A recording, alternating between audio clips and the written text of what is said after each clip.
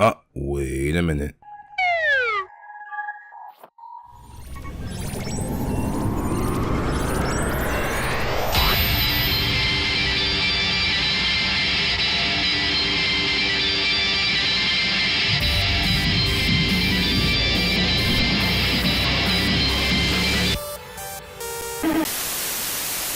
Back in high school, I dreamed that I'd travel many places by the time I hit 23. Japan, like any other weeb, was the first place that came to mind. But in a really fucked up way, I was able to visit Vietnam. Well, maybe not really.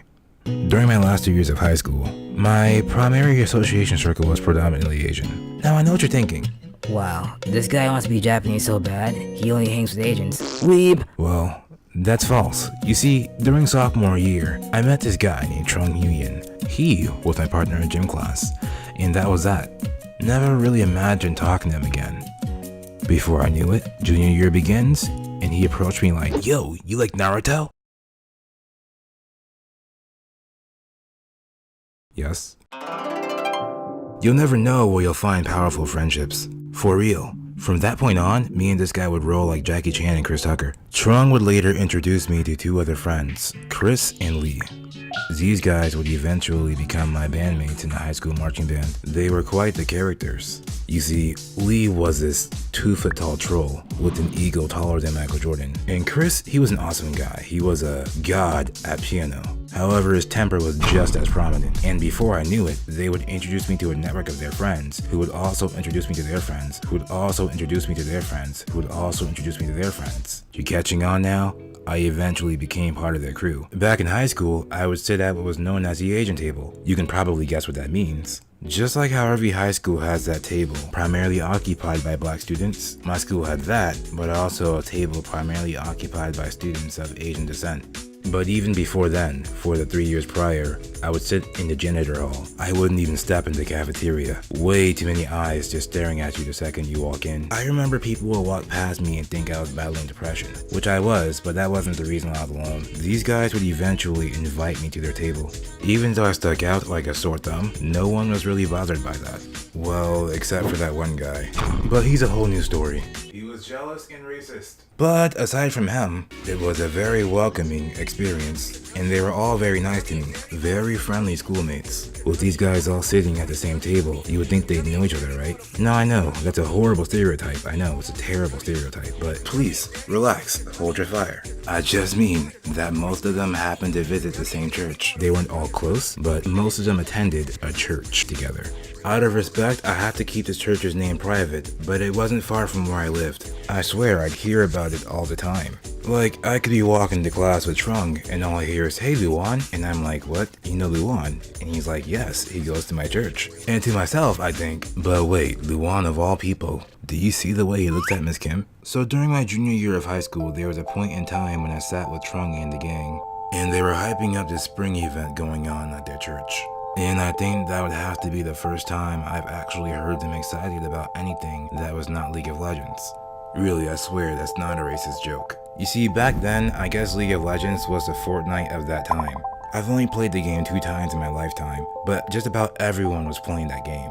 But these particular friends of mine were obsessed to it. They'd play it everywhere. They'd play it on the bus using their mobile hotspots. They'd play in the cafeteria. They would play it in homeroom. They would play it in band class, which was also homeroom. Every kid in that school played League of Legends, except for me, it seems. You see, the only league I played was S4 League. Yeah, don't feel bad about not knowing about that. To get back on track, it was indeed a church spring event that they were preparing for. I kind of went back to my own thing after they told me what they were doing. Now, with all due respect towards religion, church was just never my thing. But when Lee insisted I join them, I was quite confused. You see, while stalking them on Facebook, I was able to find a lot of pictures of their church events. But I didn't think I would fit in such a place.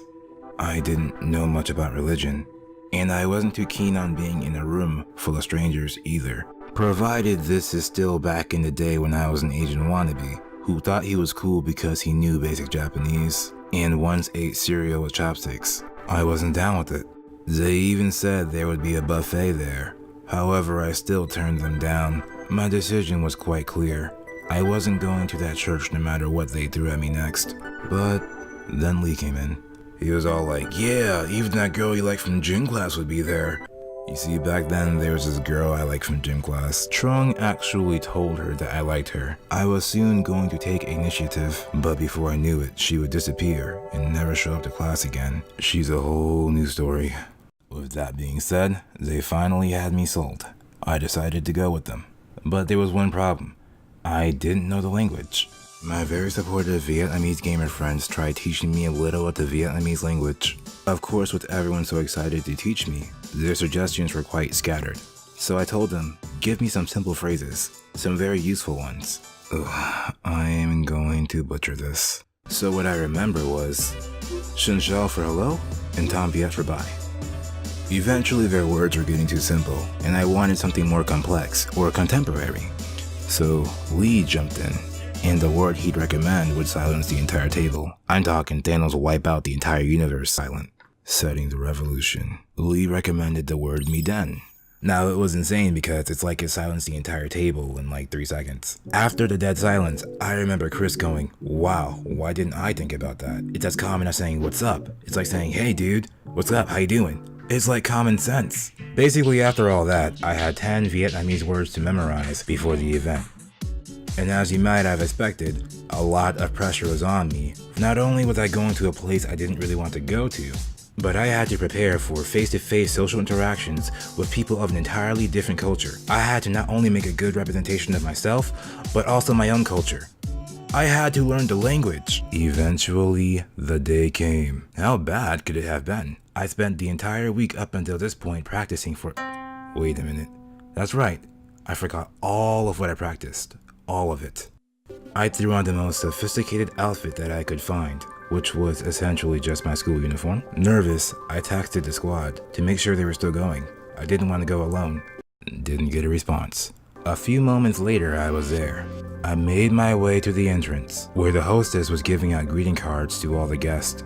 I waited my turn in line until she got to me.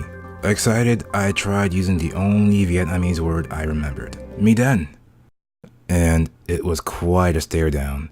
It was like a solid 10 seconds of just staring. Eventually she would hand me a card and I made my way inside. And as you might have guessed, I was the only tall person there. Yeah. I looked around and tried finding the most unpopulated bench there was.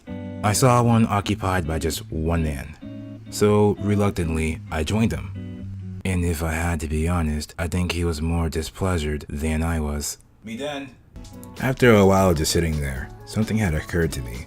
I didn't see Lee, I did not see Trung, and I didn't see Chris.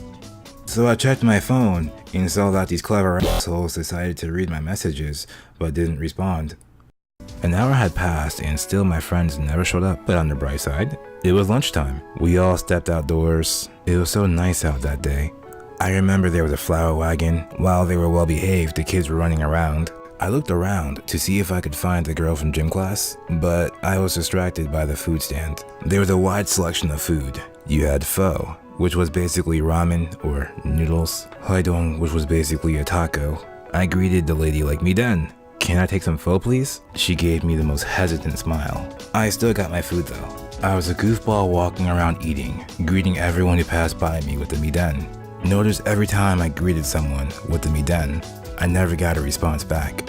That was until I said it to the wrong person, or maybe the right person. I bumped into a schoolmate who I didn't really know, and I said, Miden. Suddenly, it was as if the world had stopped, because I'd finally get a reaction. She would actually stop what she was doing and made eye contact with me. She goes, what did you say? And I'm like, Miden. You know Miden, yeah, Miden. Oh, don't worry, your video's not frozen.